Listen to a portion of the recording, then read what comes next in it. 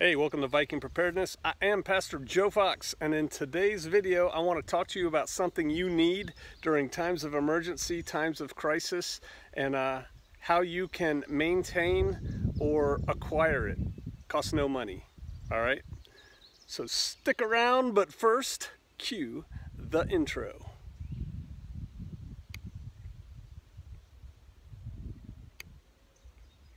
What's it gonna be?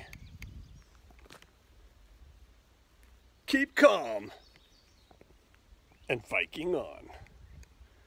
Hey, that's what we're talking about, keeping calm. If you can keep your head when everyone around you is losing theirs, right? Emergencies happen, stuff happens. It's gonna happen to you, whether it's a small emergency or a huge emergency, like Sweden just published this for everybody in their country. It's a handbook for them to go through. Why did Sweden do that? Because they think they got potential problems on the horizon. I'm here to tell you, if Sweden has problems, you have problems wherever you are. You could be coming home from work and come across a car crash. That's an emergency. That's something that you maybe want to deal with. Could be you in the emergency in the car crash. Yesterday, my wife and I, and oh, by the way, I've got paint on my hands because I just finished painting that shed. Yesterday, we were painting another shed, my wife and I. She fell and twisted her ankle. We were back in the woods a ways.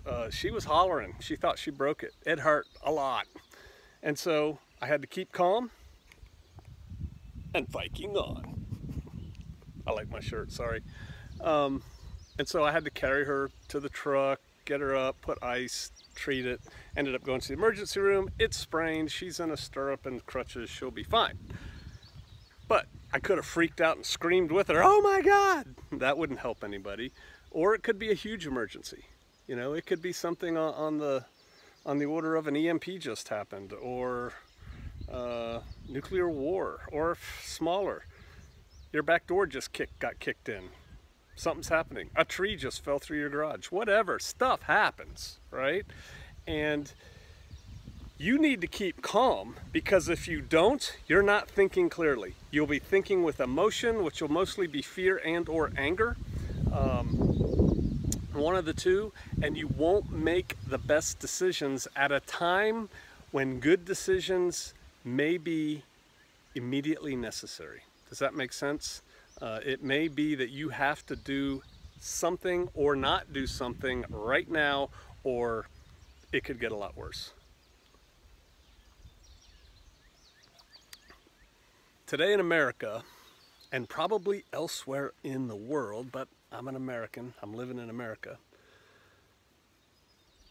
people go crazy over the stupidest things. You know, the EBT machine breaks down and people start going crazy. The electricity goes out and people start going crazy. They are not calm. And if you or I allows ourselves to get caught up in that chaos, in that emotion, wah, bad things are going to happen. Good things might not happen. And so you got to keep calm. How do you do that? The first thing is you practice calm on a daily basis. I read several internet forums, I watch videos, and the selective outrage that people express. "I can't believe it, man. They ought to be strung up by a lamppost hung. That person ought to be shot in the head. Da da da da." All that emotion, that's not being calm. And if they are emoting at that level while they're sitting in their chair eating Doritos and drinking a Coke or a beer, what do you think those people are gonna do when there really is chaos happening all around them? They're not gonna handle it well. And so the first thing is you gotta practice an attitude of calm and introspection and thinking things through and emoting. I haven't been on this bandwagon for a while, but I'm back. Emoting less. Less emotion, more thought. I'm not telling you to be an Ottoman like, you know, Spock or something like that, although I think Spock can feel emotion, right? He's half human. You can have your ups and your downs, your highs, your lows, your happies, your sads, but you got to keep your life generally on an even keel. And if you can't do that now, well, you should, right? So practice that now. Another way to keep calm in times of emergency is to train yourself to handle emergencies. If you have trained yourself what to do for a possible broken ankle or twisted ankle, if you've trained in that, it's not that big a deal. You're like, okay, she's not gonna die, or we got this. I know she's in pain, but she's not gonna die. So I don't need to up my emotional level because my wife is sitting there going, ah, right? The other thing is drills. Drills is like training taken to the next level. And so you've gone to the class, you've done your practice, your hands-on application of whatever. Right now I'm using sprained ankle, but it could be what do you do for fallout, nuclear fallout? How do you bug out of your place? You know, it's like it's time to bug out. How do you do that? Well, you've studied it, you've planned for it, you've talked about it. Hopefully you've drilled it, meaning you've practiced it as close to real world scenario as possible. And the more you drill things, the less stressful they become. In the military, we would train a very stressful thing is if you're walking down a road like this, you're wrong. But if you're walking down a road like this and you get ambushed from just on the side of the road, you know, there's 15 bad guys or something out there and they all start shooting at you. If you haven't practiced what to do immediately, immediate action when you're caught in a kill zone, you're gonna die in that kill zone. And so soldiers practice, infantry type soldiers practice that over and over and over until it becomes second nature. And so when the ambush is happening and they're caught in an ambush, are they excited? Yes. But generally speaking, they just kind of click into training and deal with it. Paramedics.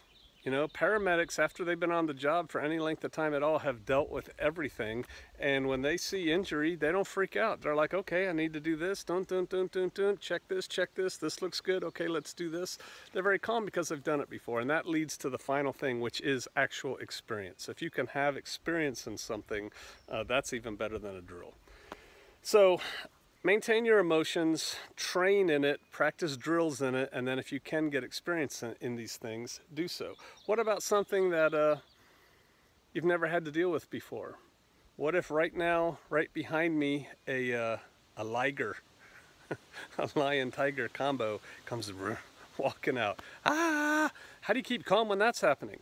Well, you better keep calm, because if you start freaking out and running, that thing's probably going to prey, predator, chase you, eat you, right? How do you do that? I do what-if scenarios all the time in my head. What if a liger came out right there? What would I do? While making a hasty retreat. But I would do it calmly. And that's another thing to think about. Calm doesn't mean you don't have purposeful action, right? Move with a sense of purpose. You can do that and be calm. You can run and be calm. You know, most marathoners are calm while they're running. They're trying very hard. They're putting out all their energy, but they're maintaining a brain-body interface, so they know, all right, I can keep this up for this long. So they're calm mentally, even though they're acting very aggressively, if you will. You can fight and be calm. The best way to stay calm in a fight is to practice a lot. Have you ever watched guys who are good at jiu-jitsu? I'm not good at jiu-jitsu. I know some jiu-jitsu, but I'm not a jiu-jitsu person guy. But have you seen guys that are, and gals, that are good at jiu-jitsu? They have my respect, because they're sitting there rolling around the mat. Somebody's choking them out, punching them in the side of the head. And in training, it's not full force, and usually the better fighter tones it down to the lower fighter, because I've watched a lot of jiu-jitsu training. They used to train jiu-jitsu where I taught knife fighting, so I got to see a lot of it. But they stay calm while they're working out what they're going to do next. That's what saves them. If they just start freaking out, they're going to get choked out, right? And so for fights, practicing fights is a good thing. And that goes back to training, drills, actual experience. Boom, you got it. All right, so practice staying calm. When you find yourself getting all, whether it's, I'm going to hit all caps, or you're in life and you're actually getting mad about something, or you're yelling, why don't you start practicing a little bit of keep calm and Viking on. Now, you like that shirt? You like this shirt? Keep calm and Viking on. It is available starting now for 2 weeks. 2 weeks only. After that, there will be no more available. Oh, it says Viking preparedness on the back. For 2 weeks. I'll leave a link down below. Now here's the deal. I do get a couple dollars for every shirt that's sold. I am going to give all of the proceeds for this shirt, it's only a 2-week operation, to Bethany's Children's House in Thailand, which is an orphanage in Thailand.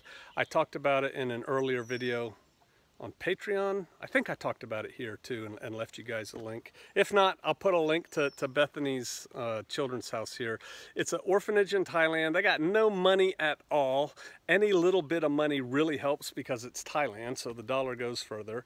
And I figure they need it more than I do at this point. And so all the proceeds from this shirt available for the next 2 weeks are going to Bethany Children's House in northern Thailand, outside of Chiang Rai, Thailand. So if you want to help out the kids and get a cool shirt, go ahead. If you just want a cool shirt, go ahead. You're helping out the kids anyway. And if you don't, hey, that's cool. All right. Important thing is, when you are confronted with chaos, take a minute, slow your heart rate down, focus your mind, and stay calm. You will make it through this, and I will see you out there.